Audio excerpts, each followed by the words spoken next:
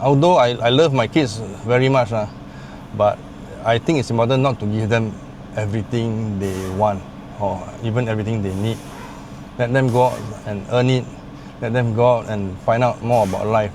If you give them everything, means you teach them nothing. That's my motto.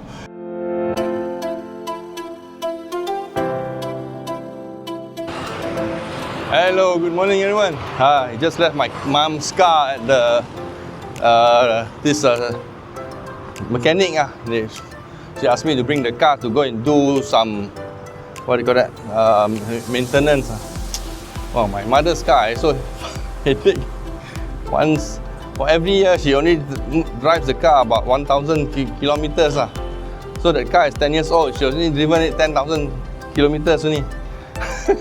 So she only services it like maybe 6 months to a year once. So it's a nice morning today. The car has been, I pick up the car in about 1.5 hours. So I'm just going jalan-jalan cari makan around here. This is Tanjong Tokong. Let's go and check it out. Actually, along this road, I could have walked the other way and gone to Gurney Plaza also but it'll be a bit longer walk. So I only have about 1 hour plus. So I thought I'll just walk to around the Fetis Park area. There's some coffee shops and coffee places there to go and try. Maybe we'll have a cup of coffee. Let's go. Oh, actually, I forgot to mention, this place is called City Junction. The name of this building is City Junction, which houses the village grocer, which I usually go and buy fruits and stuff. Oh, we just walked past this place called Crumbs. They also have very nice like bagels, coffee and cakes, bread. You can check it out if you are in this area. But I want to try this place called Kenangan Coffee, which is right in front. Hopefully it's open. Come on, let's go and see. Can I get a Kenangan latte? Hot one. Hot please. Size? The large one. Yes, please. Okay. We got makan here. Some pastries. The sugar, normal sugar or less sugar? No need sugar. No sugar. No need sugar. It's got sugar inside. Kenangan latte got sugar inside. Just a little. It's okay. No need to add extra. Thank you.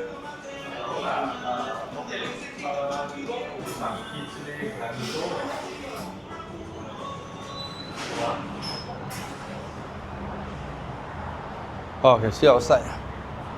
Looks like it's some of the Christmas decor in Penang have already been up So I think it's quite nice at the end of the year in Penang to have the Christmas decorations up. Give you some Christmas mood.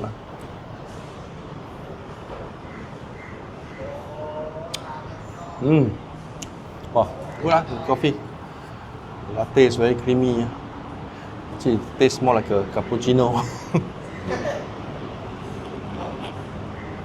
There's a bit of sugar. I said they don't make it without sugar. So now also end of the year. This year is a bit strange. The students' school holidays are only I think a couple of weeks in December, and then the long holiday will be next year during Chinese New Year period. So I've been lucky because actually Naomi used to go to an international school. She used to attend Pelita. You see my old videos, you will notice you see her in her old school. She was very happy. Her primary school period was in Pelita, and she really had a very good time there. I think she and Elsa started school in Chinese Sekolah Kebangsaan. So she's been attending government school since day one basically. And then her first year, her first year in school was actually during the pandemic. So it wasn't a very good experience for everyone. She had to learn online. She didn't get to meet new friends and anything. Everything was in front of the computer. So poor thing lah, I think what to do. But I think somebody asked me the other day, what's the difference between the public schools and private schools in Malaysia. So maybe I can give some hindsight lah, because since both my kids have gone to both. So Naomi is now still in the IGCSE program. She is studying at private school also, but she's in a different syllabus. IGCSE is the international, I think Cambridge, the O levels, and also the A levels if you want to take A levels next time. Whereas Elsa will be taking the SPM, but because she's studying in a Chinese school, some of the subjects they teach there are in Mandarin. So a bit of a challenge there also, because I don't speak Mandarin fluently lah. I can basic one okay lah, but I can order chicken rice lah. But I can't teach the kids anything. I don't know how to read as well. So what we went through so far with private school and this Sekolah Kebangsaan, right? I think both have their pros and cons. Like when Naomi started schooling, one thing is my kids all went to play schools, right? So when they went to year 1 or primary 1 in school, they didn't know how to read and write. Because in play schools, usually they learn like more social skills, more how to communicate and how to play with other kids and everything. Whereas some of the kindergartens you see locally, they will have a lot of, they already start to teach the kids how to read and write. Right now, Isaac goes to he was in play school, and it was a Taska lah. So now he's in Tadika. So Tadika, we moved him to a Tadika which does teach some basic Chinese because we found it very difficult to cope with Elsa, because she didn't know any Chinese at all. And on top of that, her first year was in just learning through the computer as we mentioned just now. So we try to rectify that lah. So now Isaac is in Kindingi, and he's learning basic Chinese basic Chinese, and then of course basic ABC as well, and 1, 2, 3, some mathematics. Okay, for Naomi's case, that was a very good experience for us in terms of our child's happiness. Like she was really interested in going to school and learning, and there was a lot of project-based assignments rather than just rote learning and just like reading a book and memorizing what you have to do. So I think in a sense that at that early stage of her life, it helped her to develop more critical thinking. I hope so lah. Later on, I don't know whether she can apply or not, but she seems to be. They teach a lot of creativity as well lah.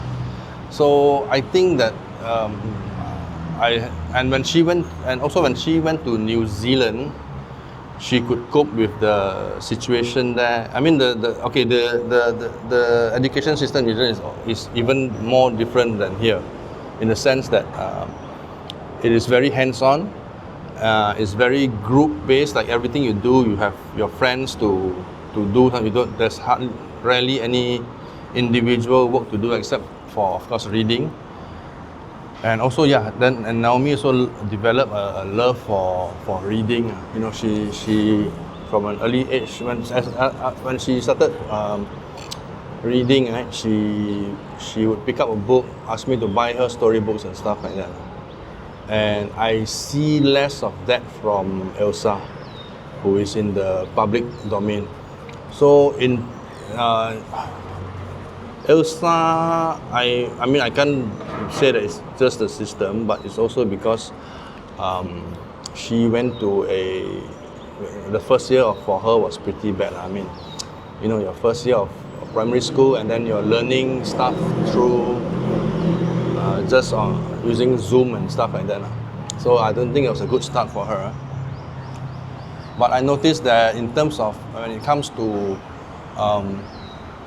even making friends, for her, she is a more close person that, like, as opposed to Naomi. Naomi is very open, she makes friends very easily. Elsa, she'll pick a few good friends, and rather than have like a whole big group of people. So she's a bit more private in that sense. Also,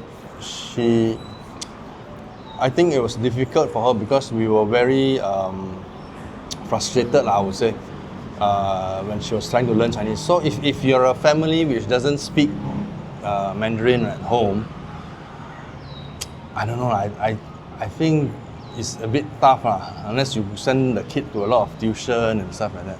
So actually Elsa has had to go to the Anqing Pan, the afternoon sessions, the after school classes for learning all the Chinese basically. But because most even like when she's learning other subjects, it's taught in Chinese in a Chinese school, right? Yeah, so it was a tough learning curve for us as parents to cope with that. On top of that, we also were affected by the whole pandemic thing. So now I think it's gotten better. I think she's been going to this Anqing Pan for the past couple of years, since she was in primary 3. So now she's in end of primary 4 already. So that, I think that was a must. If your kid needs help with Mandarin, definitely don't wait too long. Let them start early to go and learn Chinese. Isaac will not. We have learned from our mistakes when we have to send Isaac to school. So we also intend to send him to a public Chinese school, right? But we will definitely send him for the Anqing Pan thing as early as primary 1, so he doesn't lose out. But also, I mean, he's already learning Chinese now. He's coping quite okay, can understand some simple Chinese.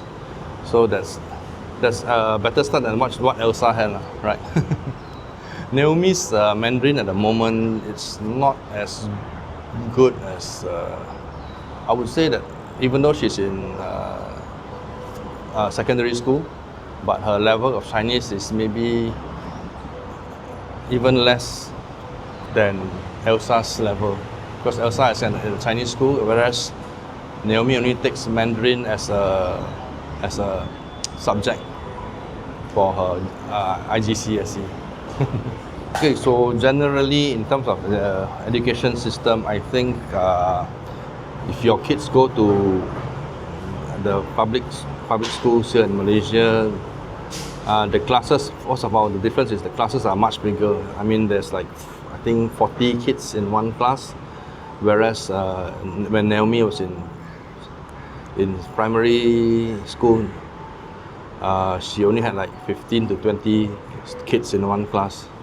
The primary school which Elsa is going to, there's a very good sense of community.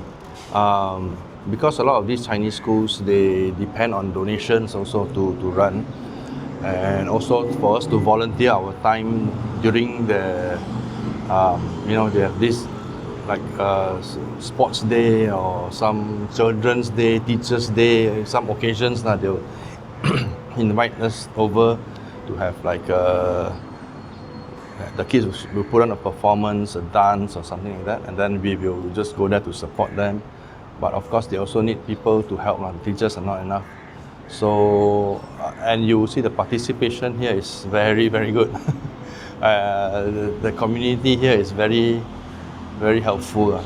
So, and then we also get to know the other kids, parents and stuff like that. So it's like a whole new, forming a new club there, something like that. So actually, if you're deciding on whether to send your kid to a private school or to a public school here, I would say the first concern would be cost. Cost for private school here is about, maybe it can range from 16,000 a year right up to 30 or 30,000 or more, depending on which school you go to, right? It also depends on what kind of education system you want your kid to grow up with. So the IGCSE syllabus is a British-based syllabus. I would say it's quite, compared to what I went through during SPL, I think the syllabus is pretty good in terms of the science, technology, mathematics. It's very good and comprehensive. The Malaysian thing is also supposed to be based on it, so it's pretty similar, but with a lot of subjects now, you can also learn in English. So actually, there's not much of a disadvantage if you take the Malaysian system. So you have to consider that as well. But the main thing, I think, I don't think syllabus is such a major factor for me. But I think that what I gain from a private school education is, I think, the kind of exposure or the kind of characteristics that the education system focuses on. For example, when I compare my two children, I can see that Naomi is very much a team player. Communication-wise, she's better. She's very, she can be vocal, she'll voice her opinions and stuff like that. And her way of thinking, the analysis is a bit more, I would say, more open-minded. Whereas Elsa, I think this is the way she makes decisions, her decision making, everything. Sometimes it's very rigid, and then she kind of compares a lot. She compares in terms of whether if something is fair. That's a very big thing with the kids. Oh, that's not fair. Why this person can do it and I can't? Stuff like that. Which to me, I always explain to them, these are not valid arguments. If you want to make a valid argument, you have to present the pros and cons or the facts, and then we base a decision based on the facts only, not based on what other people are doing. So that's a very important thing to teach the kids, I guess. Also, when it comes to public speaking and stuff like that, she's not as vocal as Naomi. I guess she is better at sitting down. She would do her task very well. As if you give her good instructions, she'll follow it to the T. Naomi is not as good as that in that case, in that respect, because she tends to wander off a little bit, or maybe she has some other ideas she wants to inject into the project, whatever. I think both have their place in life. So it depends on what you want, because there's a lot of, I noticed there's a lot of rote learning in the Malaysian system, or the Malaysian way of teaching, I guess. So that is my opinion. Maybe not all schools are like that, or maybe there are some more people, things are getting more a bit different nowadays. So, but based on what I've gone through or what I'm experiencing at the moment, that is just my personal opinion. We as parents, I think we don't need to be so worried about the school, and we should realize one thing. I think as parents we should realize that actually we play a very important role in our child's education, in a sense that what kind of, especially instilling values, instilling ethics, morals and stuff like that. We are the ones who are actually supposed to teach them all this at home. And it's not just the schools. The schools impart knowledge, that's all. But we need to keep our kids wise in terms of, even like spending money, the value of the value of the dollar and stuff like that. They need to understand these kind of things. Some of these things is not even covered in tertiary education, so you have to learn it by yourself. So we as parents, we have to teach the kids these things from a young age. Again, that's my opinion. It's up to you. I'm in a unique position because one of my kids is in the private school arena, and then the other one's in a public school. So, I mean, these are just my observations. Of course, in every individual is different, schools are different, teachers are different. So I would say, don't worry so much about go and find out more about the school you intend to send your kid to. Talk to previous students and stuff like that. You get a better idea. So because it doesn't mean that what I went through in my school, my kid's school here, will be the same for you in your area, right? So but these are just a few points I wanted to share with you. I don't want to make this video too long, so if you all have any feedback or questions you want me to answer, then just comment in the comment section below. I'll try to address it as many of those questions as I can. Oh, that was a pretty good coffee lah. Can come try it out here lah. Anyway, have to get back to get the car. It's 11 plus. Alright guys, let me go and get my car. Okay lah guys, my car ready. Not my car, my mom's car. So I'm going back already. Oh look, and then they gave me this type of calendar. Wow, nowadays this type of calendar not easy to find. Very happy that they gave it. Because this one is the Chinese style calendar with all the lunar dates as well as all the holidays, school holidays, everything printed inside lah. Very useful. Yeah. Anyway, just before I go, just want to say everything I said just now is actually part of my humble opinion lah. Okay, don't come tembak me if you have a different experience or whatever. I mean, every school, as I said just now, every school is different, every teacher is different, every student is different. I mean, in fact, even my kids, maybe it's because of their characters are different. That's why they turn up different also. So it can be any one of those things, right now. The important thing is we have to teach our kids to be resilient, to change, resilient to troubles that come up during their lives and start to overcome all these things. I think that's very important. Although I love my kids very much, but I think it's important not to give them everything they want or even everything they need. Let them go out and earn it. Let them go out and find out more about life. If you give them everything, means you teach them nothing. That's my motto. Okay lah guys. Okay, better go back already.